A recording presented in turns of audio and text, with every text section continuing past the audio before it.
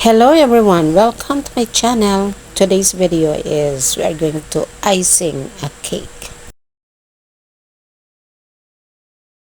Alright, let's start. Watch from the start to the finish so you won't miss anything. Dalawang flavor ang cake.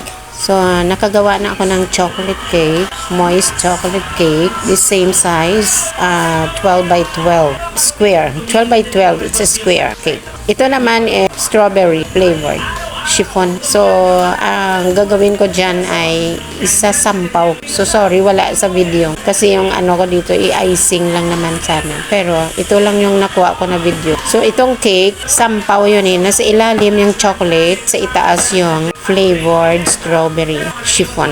So, in between, mayroong filling na chocolate ganache and butter icing. Yun ang filling or ang sandwich filling sa cake. And then, ang topping ko dyan ay simple lang, 3 egg whites only for 1.5 cups of sugar. Ginawa kong cooked royal icing.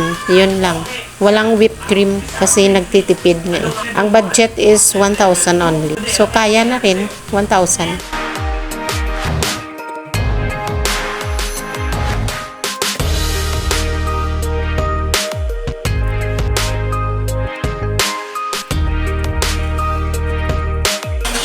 Ito naman guys, itong happy birthday na styrofoam and ng balay-balay na ito is 65 and 25 lang. Napamura lang. 'Di ba? Maganda naman, no? Mas makatipid kayo guys kung kayo na mismong gumawa ng gum paste pang fondant toppers. Bumibili talaga. Mahal pag bumili ka pa ng fondant na ready-made. Ang 1 kilo na fondant dito ay aabuti ng 400 plus. So, gumawa ka na lang. So, ito makatipid ka talaga pag marunong ka ekonomiya lang. Kasi ang ang habol dito ay maliit lang ng mga ingredients ang ginastos mo. Pag 1,000 ang benta natin dito, di meron ka pang maiwan na at least 50% na labor at saka tubo. So, ganyan lang.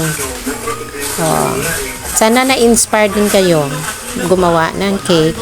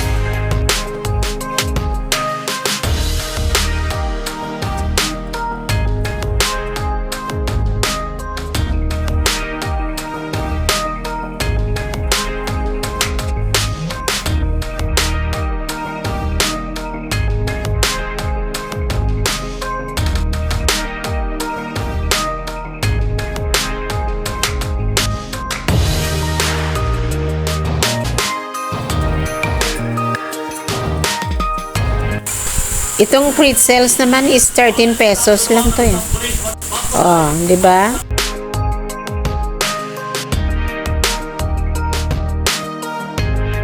Oh, ayan na. At actually, wala naman available na figurine. Walang figurine talaga eh, na Dora. Dora the Explorer.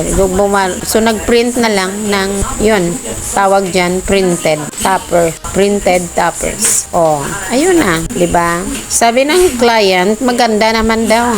Nagandahan siya. At salamat naman. Hindi naman talaga umabot ng 500 ang nagastos ko dyan. Sa lahat-lahat. Pati karton. Oh, diba?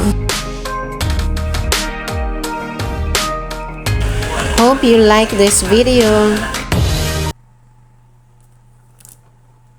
Subscribe if you hadn't subscribed yet.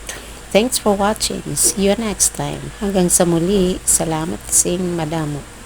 Ito na pala ang reaction ni client. Kanamit kang cake.